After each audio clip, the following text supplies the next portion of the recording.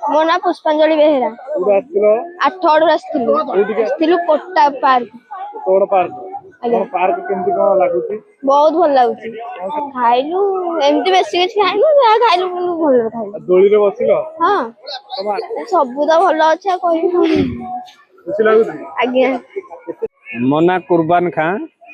ଆମ ଘର ହଉଛି ଆଠଗଡ଼ ବ୍ଲକ ମୁକ୍ତାଦେଇପୁର ଗାଁରେ।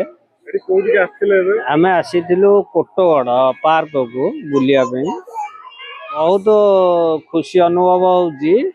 ଆଉ ବହୁତ ରଙ୍ଗ ବେରଙ୍ଗର କାର୍ଯ୍ୟକ୍ରମ ହେଇଛି। ବହୁତ ଡେଭଲପମେଣ୍ଟ କାମ ହେଇଛି। ଏଠି ଦେଖିବା ପାଇଁ ବହୁତ ଖୁସି ଅନୁଭବ କରୁଛୁ।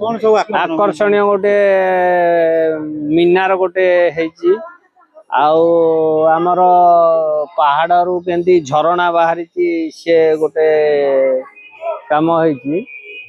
ଆଉ ଏମିତି ବସିବା ପାଇଁ ମାନେ ଯୋଉ ପେଣ୍ଡି ଫେଣ୍ଡି ତିଆରି ହେଇଛି, ମନମୁଗ୍ଧ ହେଇଯାଉଛି ବସିକି ଦେଖିବା ପାଇଁ। ଲାଇଟ୍ ଡେକୋରେସନ ବି ଭଲ ଅଛି। ଆଉ ଲାଇଟ୍ ଶୋ ଆମର ଯୋଉ ପାଣି ମାଧ୍ୟମରେ ହଉଛି, ସେଇଟା ବି ବହୁତ ବଢିଆ ଲାଗୁଛି ଦେଖିବା ପାଇଁ। ଆମେ ଆମ ଗାଁରୁ 40 ଖଣ୍ଡେ ମହିଳା ଆଉ ଆମେ ଆସିଛୁ।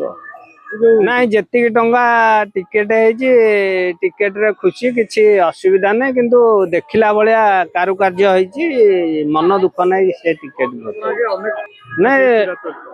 ଚିରା ଚରିତ୍ର ଏଠି ବହୁତ କାରୁକାର୍ଯ୍ୟ ହେଇଛି। ମାନେ ଅନ୍ୟ ପାର୍କ ଅପେକ୍ଷା ଏଠି ବହୁତ କାରୁକାର୍ଯ୍ୟ କରାଯାଇଛି।